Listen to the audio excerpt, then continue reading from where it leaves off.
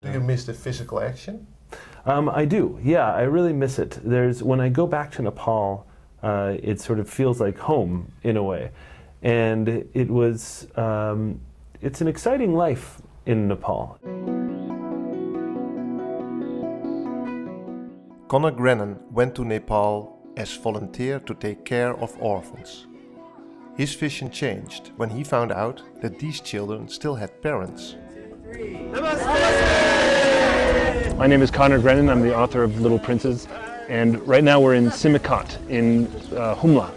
When I was first coming to Nepal, I had a very clear idea of what the orphanage would look like on the inside. I knew that there would be about 18 to 20 children, and I just imagined them being very quiet and maybe walking among them and consoling them because they were orphans in Nepal and maybe patting their heads. It was probably the exact opposite of that. I walked in through this blue gate very nervous, not really knowing exactly what to expect. And next thing I know, there are 18 children between the ages of maybe 4 and 10 just jumping all over me and hanging from me, and I couldn't even move.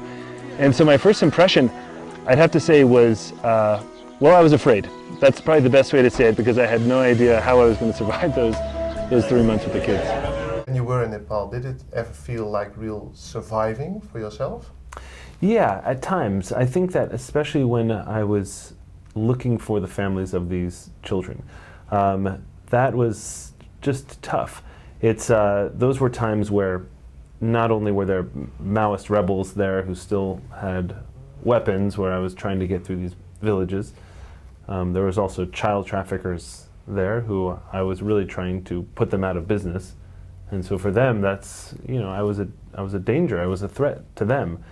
And so I was worried about that, but I realized the most dangerous thing was just the terrain. It was just the actual ground I had to walk on. I got snowed in when I was in the mountains, and when I had to walk back, I had to walk at night. I was trying to get out very quickly before I got snowed into the mountains for the whole winter.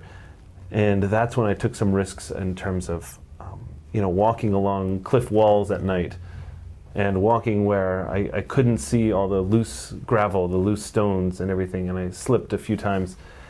And I realized how easy it would be to just slip off one of these things and end up 40 meters down in a river in the middle of nowhere in the mountains. So I think that that's where it really got dangerous. This guy, now I don't recall his name, but Golka, maybe, the trafficker? Yeah, the Golka. Yeah. Did he never try to hurt you physically? Yeah, he made a lot of threats. He certainly made a lot of threats against our volunteers. He made a lot of threats against me. He broke into the house of our country director at one point, men with knives, to threaten her life. It was a constant threat, and it was worse during the war, because during the war, there was not a lot of attention being paid to men like him. People were concentrating on the war. And so it was after the war that it felt like it was a little bit safer. So I would even call it 2007 when the threat level started to go down. But for the first 3 years that we were involved in Nepal, it was dangerous. We had to try to keep our names out of the newspapers. We had to try to keep what we were doing very secret, very hidden. But still he found out because he had contacts and networks everywhere. The first time that I realized that the Little Princes were not orphans, but were in fact trafficked children, was the day one of the mothers simply came down the path into the orphanage. And we knew she was the mother right away. She looked identical to 2 of the boys in the home. And she told us this incredible story of how the children ended up in Kathmandu, from this region where we are right now. And they essentially were taken from their parents under false pretenses by child traffickers and just abandoned in Kathmandu, and that's where the founder of Little Princes found them originally. And for us, it was incredible. It turned our whole world upside down, because all of a sudden all these children who we thought had no families in the world all of a sudden had families. It was a day that really changed everything for me and for us, and got us more involved in this world, the lives of the children. And it led to the creation, ultimately, of Next Generation Nepal and our efforts to try to find the families of these children. Is there a link between what you did in Nepal and your own background? I mean, did you grow up with your parents, or do you have a similar experience in your early childhood? Yeah, you know, I didn't think of it until much later in life, I think. But when I was growing up, my parents were divorced, and when I was about 10 years old, my mother moved from our very quiet, suburban, peaceful town to Jersey City, New Jersey, across the river from New York City.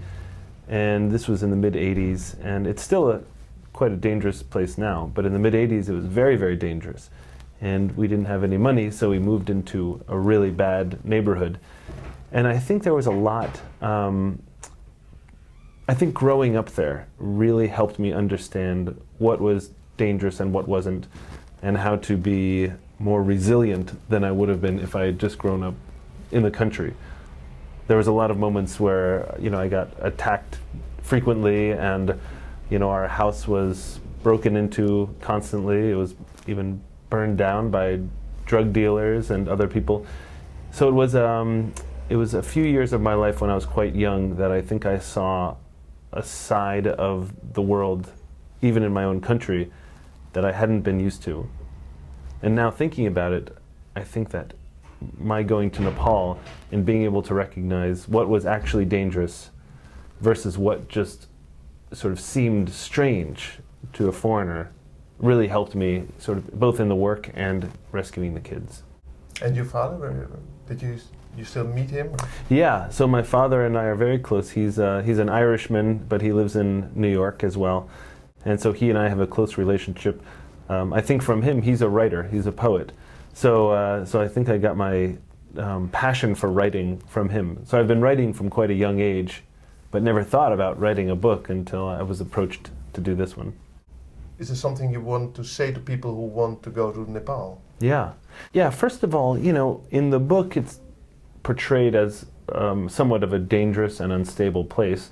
And of course it was for many years. Now it's very, very safe. I mean, we have a lot of tourists coming over to Nepal. It's safe, it's wonderful, it's, I think, the most beautiful part of the world. It's really the roof of the world. I've never seen trekking like that in my life. And I think that when we do visit places like Nepal, we should also think about the people who come from there and who are living just, you know, only a few meters away from your nice hotel and what their lives are like. And so I would always encourage people, no matter where you're going, to maybe try to learn a little bit more about it. And certainly if people are coming to Nepal, we would love to hear from them. We would love to share our information with them and hear about their experiences as well. People often ask me, why me? Why did I end up giving so much of myself and so much of my time to this country on the other side of the world?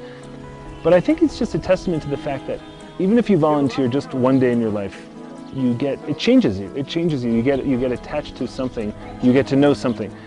It completely changed the course of my life. And the longer you do it, the more attached you get, the more you get to know it. Then the question of why me becomes a very simple question. Whoever was in my position would have done the exact same thing.